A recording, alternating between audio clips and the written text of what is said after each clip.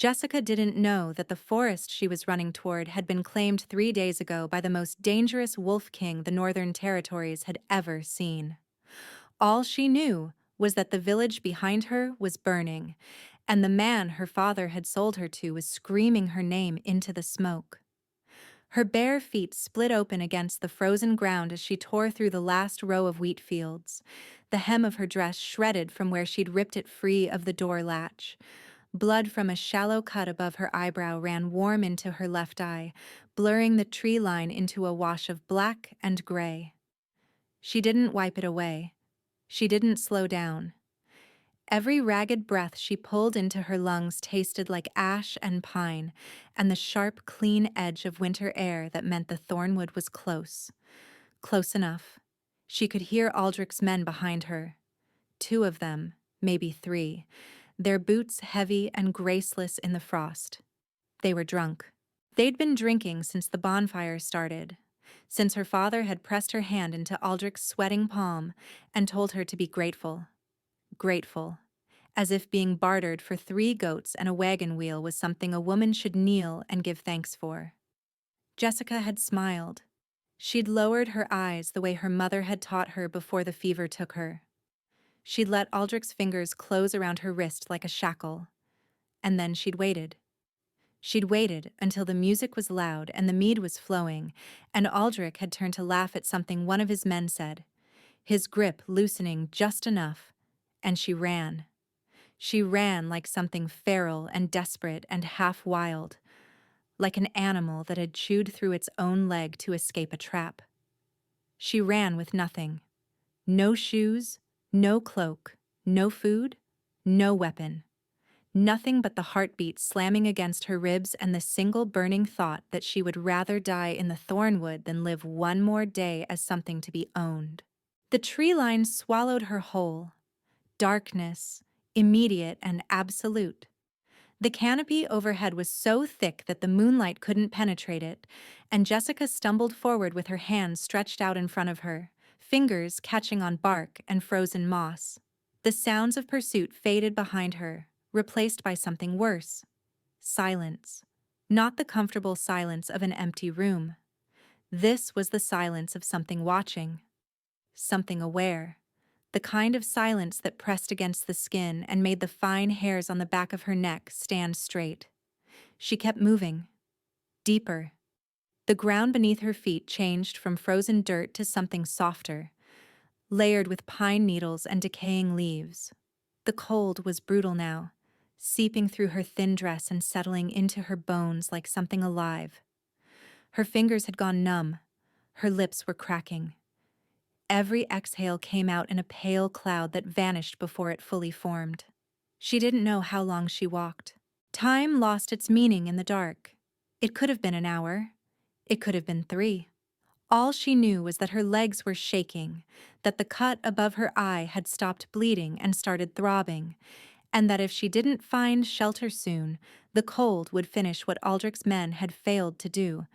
That was when she smelled it. Wood smoke. Not the acrid, choking smoke of the village bonfire, but something richer, controlled. The kind of fire that had been built by someone who knew what they were doing. Jessica stopped. She pressed her back against the nearest tree trunk and tried to think through the fog of exhaustion. Fire meant people. People in the Thornwood meant danger because no one lived in the Thornwood. Everyone in her village knew that. The forest was cursed, they said, claimed by beasts and old magic and things that walked on 2 legs but weren't human. But the cold was in her chest now, and her heartbeat was slowing in a way that frightened her more than any beast could. She followed the smoke. The clearing appeared without warning. One moment she was pushing through a wall of frost-covered brambles, and the next she was standing at the edge of an open space, maybe 30 paces across, where the trees pulled back, as if something had commanded them to make room. A fire burned at the center, bright and steady, casting long shadows across the snow-dusted ground. And there was a man sitting beside it. He was the largest man Jessica had ever seen. Not in the way of the village blacksmith, who was thick and round and moved like something carved from a stump. This man was built like a weapon, broad shoulders that tapered to a narrow waist, arms corded with muscle visible even through the dark fabric of his tunic. His legs were stretched out before him, crossed at the ankle, as if he were sitting in front of a hearth in some great hall rather than in the middle of a cursed forest in the dead of winter. His hair was black. Not dark brown, not nearly black. Black, like the space between stars, cropped short at the sides and longer on top, falling across his forehead in a way that should have softened his face but didn't. His jaw was sharp enough to cut, shadowed with stubble, and his mouth was set in a line that could have been boredom or irritation or something else entirely. He didn't look up when she stumbled into the clearing. That was the first thing that struck her as wrong. She'd been crashing through the underbrush with all the grace of a wounded deer, and this man hadn't even flinched, hadn't reached for the blade she could see sheathed at his hip, hadn't tensed or turned or done any of the things a person did when a stranger appeared out of the darkness. He'd been waiting.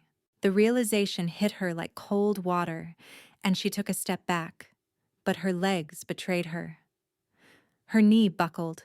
The ground rushed up to meet her, and she caught herself on her hands, palms scraping against frozen earth, and she heard herself make a sound that was somewhere between a gasp and a sob. "You're bleeding." His voice, low and rough, like stones dragged across gravel, but there was something beneath the roughness, something almost careful. Jessica lifted her head. He was looking at her now. His eyes were the color of burnt amber, gold brown and luminous in the firelight, and they were fixed on her with an intensity that made her stomach flip in a way that had nothing to do with fear, or maybe everything to do with it. "I'm fine," she said, and her voice came out as a cracked whisper that convinced no one, least of all herself. Something flickered in those amber eyes. Not pity. She would have hated pity. It was something closer to recognition, as if he'd seen someone bleeding and lying about it before, as if he'd been that someone. He didn't move toward her. Instead, he reached beside him and pulled a thick fur cloak from a pack she hadn't noticed, and he tossed it across the space between them. It landed at her knees, heavy and warm with the residual heat of being near the fire. "Put that on before you freeze to death." A pause. "Then you can tell me who you're running from." Jessica's fingers closed around the fur. It was impossibly soft, and the warmth of it almost made her cry. She pulled it around her shoulders with hands that shook so badly she could barely grip the edges. "What makes you think I'm running from someone?" she asked, because even now, even half frozen and bleeding and beaten, she couldn't stop the defiance from rising in her throat. His mouth twitched. Not quite a smile. "You're barefoot in a cursed forest in the middle of winter. You're bleeding from a wound someone else gave you. And you flinched when I spoke." His gaze held hers. Steady. Unflinching. "You're running." She said nothing. He leaned forward and added another log to the fire. Sparks rose into the dark sky like fleeing stars. "My name is Max," he said, "and you're safe here. Whatever you're running from, it won't follow you into this forest. Nothing does." "Why not?" That almost smile again. "Because this forest is mine." Jessica's pulse spiked. She looked at him again, really looked, and this time she noticed things she'd been too cold and too desperate to see before. The way the firelight seemed to move around him differently, as if the flames recognized him. The way the shadows at the edge of the clearing seemed to lean toward him rather than away. The leather cord around his neck that held a single pendant, a claw carved from black stone, resting against the hollow of his throat. And his eyes. Those weren't human eyes. Not entirely. The gold in them was too bright, too depthless, and when the firelight caught them at the right angle, they reflected back like a predator's. "You're a wolf," she breathed. Max held her gaze. He didn't deny it. He didn't explain it. He simply watched her with those impossible eyes and waited to see what she would do with the truth. Jessica should have been terrified. Every story she'd ever been told about the Wolf King said she should be. They were savage, territorial, possessive beyond reason. They took what they wanted and destroyed what they couldn't claim. Her village had whispered about them the way children whisper about monsters in the dark. But Jessica had just run from a human man who had bought her like livestock, and she was having trouble summoning fear for anyone who had given her a fur cloak and a warm fire without asking for anything in return. "Are you going to hurt me?" she asked. Something passed through his expression, fast and fierce and barely controlled, like lightning behind clouds. "No," he said, and the word came out rougher than before, as if the question itself had wounded him. "I am not going to hurt you." She believed him. She didn't know why. She didn't know him. But something in her chest, something deeper than logic or survival instinct, recognized the truth in his voice the way a compass recognizes north. She pulled the fur tighter around herself and moved closer to the fire. They sat in silence for a long time. Max didn't push her to speak. He tended the fire. He pulled dried meat and bread from his pack and set it on a flat stone near her without comment. She ate with the desperate, graceless hunger of someone who hadn't had a real meal in 2 days, and he watched the tree line rather than her, giving her the dignity of not being observed in her desperation. It was that small kindness that cracked something open inside her. "My father sold me," she said. The words fell out of her like stones. "To a man named Aldrich, a merchant. He paid 3 goats and a wagon wheel." She laughed, and it was the worst sound she'd ever made. 3 goats. That's what I was worth. Max's jaw tightened. She could see the muscle working beneath the stubble, the way his hands, which had been loose and easy at his sides, slowly curled into fists. But his voice was level when he spoke. "Your father was wrong about your worth. My father was a coward who drank more than he worked and decided his only daughter was easier to trade than to feed." She pulled her knees to her chest. Aldrich was worse. He didn't want a wife. He wanted something to own, something to keep in a house and use when he felt like it and lock in a room when he didn't. "Did he touch you?" The question was quiet. Too quiet. The kind of quiet that a blade is before it falls. "He tried. Tonight. That's why I ran." She touched the cut above her eye. "He grabbed me. I hit him with a candlestick, and then I ran." The silence that followed was thick enough to choke on. When Jessica looked at Max, the gold in his eyes was brighter than before, burning with something that made the fire look cold by comparison. His entire body had gone still in a way that wasn't calm. It was the stillness of a predator about to move. "Aldrich," he repeated, and the name sounded different in his mouth. Smaller, like something he could crush between his teeth. "A merchant from which village?" "Max." He blinked. The intensity banked, not extinguished but controlled, pulled back behind something that looked like it cost him significant effort. He looked at her. "I won't do anything you don't want me to do. I don't want anyone else to fight my battles. Then I won't." He held her gaze. "But if he follows you here, the forest will handle what you don't want me to." She studied him in the firelight. This man, this Wolf King, with his impossible eyes and his controlled fury and his careful, deliberate gentleness. "Why are you out here?" she asked. "Alone. In the middle of the night." Something shifted in his expression. The hardness softened, just slightly, into something that looked almost vulnerable. "Because sometimes even kings need to be away from their court." "That's not an answer." "No," he agreed, "it's not." He was quiet for a moment then. "I lost someone. 3 years ago. My sister. She was taken by raiders from the southern border. By the time I found her..." He stopped, swallowed. The firelight caught the movement of his throat. "I was too late." Jessica's chest ached. She knew that kind of grief, the kind that didn't fade, that just burrowed deeper until it became part of the architecture of who you were. I come to the forest edge because it's where I last saw her safe, he said. She loved the Thornwood. Said the trees talked to her. A pause. I come here to remember what she sounded like when she laughed. Without thinking, Jessica reached out and placed her hand over his. His skin was impossibly warm, as if the fire lived inside him rather than beside him. And at the contact, something jolted through her. Not painful, not electric, something deeper. A hum, low and resonant, like a string being plucked on an instrument she couldn't see. Max went completely still. His eyes dropped to their joined hands and she watched his pupils dilate, the amber swallowed by black for just a moment before it returned. When he looked up at her, his expression was raw in a way that made her breath catch. You feel that, he said. Not a question. Yes. She didn't pull her hand away. What is it? Something I need to explain to you, but not tonight.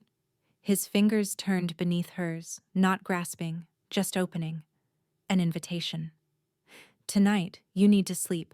You're safe. I'll keep the fire going. I don't even know you. No, he said.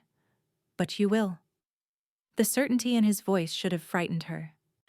Instead, it settled into her chest like warmth, like the first deep breath after nearly drowning, and she found herself curling up beside the fire with his cloak around her shoulders and the sound of his steady breathing as her only anchor in the dark.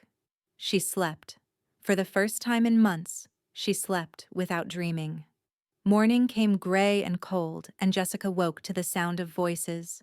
She sat up, heart hammering, the fur slipping from her shoulder, and found Max standing at the edge of the clearing with two other men. They were tall, broad, carrying themselves with the same predatory grace Max had. Wolves. She could see it in the way they moved, the way their eyes tracked her with quick, assessing intelligence. Max turned when he heard her move. Something in his expression shifted when he looked at her, something warm and unguarded that he quickly schooled into neutrality. Jessica, these are my seconds, Doran and Vasek. The taller of the two, dark-skinned with close-cropped hair, inclined his head. My lady. The other, red-haired and sharp-featured, gave her a look that was openly curious. They brought news, Max said. His voice had changed. Harder. The king, not the man by the fire. A group of men from a village to the south entered the forest boundary an hour ago. 3 of them. Armed.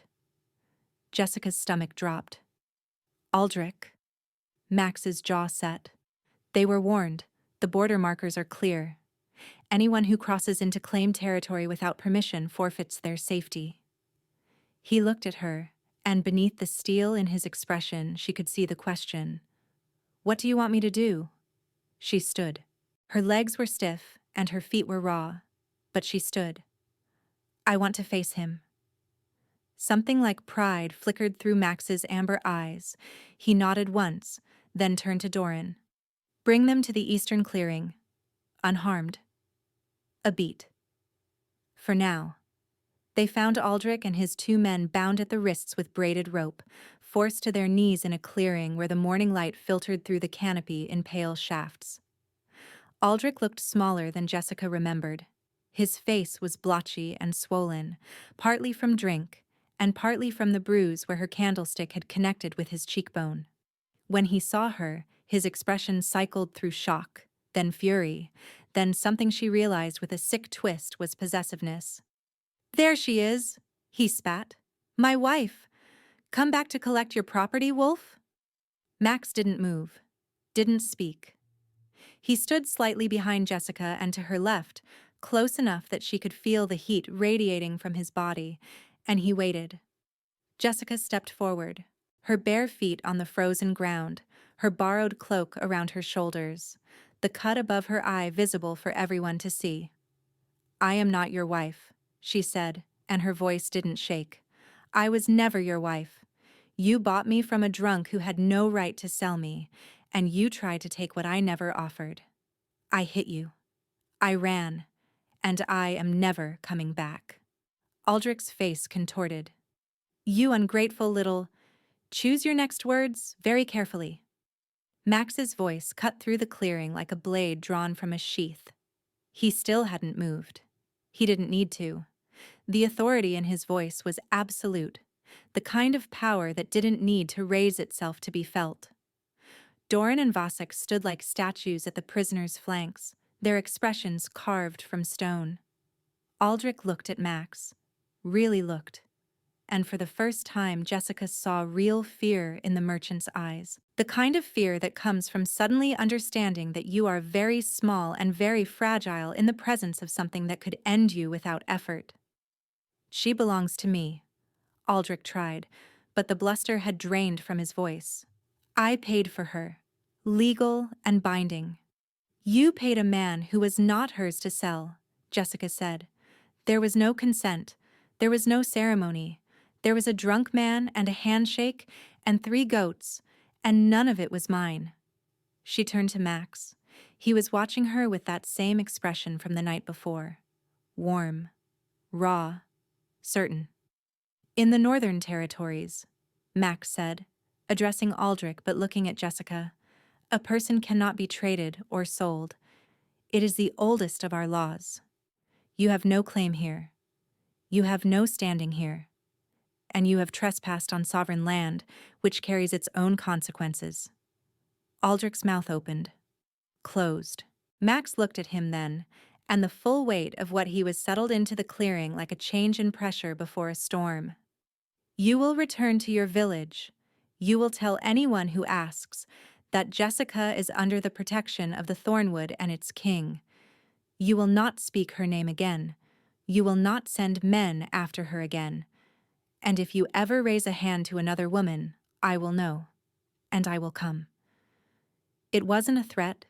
It was a promise delivered with the casual certainty of someone stating that the sun would rise. Aldrich and his men were escorted to the border.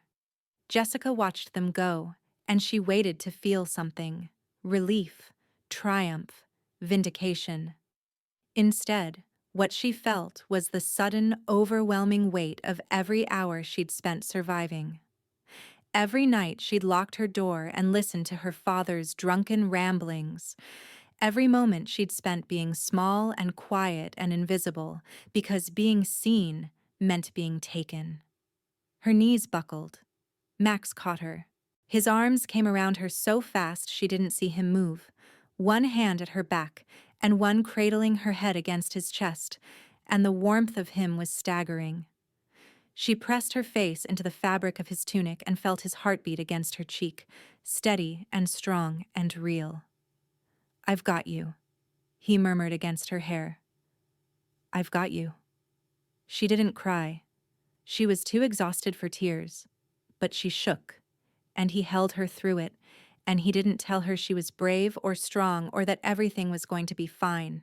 He just held her, his hand moving slowly up and down her spine, his chin resting on the top of her head, and he let her fall apart in the only place she'd ever felt safe enough to do so. Days passed. Jessica told herself she would leave the Thornwood when she was strong enough, when her feet had healed, when she had a plan. Max didn't ask her to stay. He gave her a room in his home, a sprawling stone and timber lodge nestled deep in the forest where his pack lived and worked and argued and laughed. He gave her clothes and boots and food and space. He introduced her to Marin, the pack's healer, who cleaned the cut above her eye and wrapped her damaged feet and told her she was welcome to stay as long as she wanted, with a warmth in her voice that made Jessica's throat tight. He was careful with her, deliberately, visibly careful, in a way that told her he understood what it meant to be around someone who had been hurt. He never touched her without warning, never stood between her and a doorway. When they talked, which was every evening by the fire in the lodge's main hall, he sat across from her rather than beside her, giving her the distance to choose when and how to close it. And she did, slowly. In small ways at first, sitting one seat closer, passing him a cup of tea and letting her fingers brush his, falling asleep in the chair by the fire and waking to find his cloak draped over her again. Then, in larger ways, walking with him through the Thornwood at dusk, learning the paths his sister had loved, listening to him talk about the weight of leading a pack that had been fractured by the southern raids, watching him with his people, the way he listened to them, the way he remembered every name and every concern, the way the sharpness in him dissolved into something gentle when a child from the pack tugged on his hand. She was falling. She knew it. She could feel it in the way her pulse climbed whenever he entered a room, in the way she caught herself watching his hands, in the way the humming sensation that had started the night she first touched him was growing louder, warmer, more insistent. It was Maren who told her, over tea, one morning, with the casual precision of someone who had been waiting to be asked. "You feel the bond," Maren said. Not a question. Jessica's cup paused halfway to her lips. The humming. Maren nodded. It happens sometimes. A recognition between two people that goes deeper than choice. It doesn't compel. It doesn't control. It just knows. And Max feels it too. Maren smiled. That man has been walking around like someone holding his breath since the night he found you. So yes, he feels it. That evening, Jessica didn't sit across the fire from him. She sat beside him, close enough that their shoulders touched, close enough that she could feel the warmth of him and hear the slight catch in his breathing when she leaned into his side. "Maren told me about the bond," she said. Max was silent for a long moment. When he spoke, his voice was rough. "I was going to tell you. I wanted you to have time. To choose, without feeling obligated by something you didn't ask for." She looked up at him. The firelight turned his amber eyes to molten gold, and she could see everything he was trying to hold back.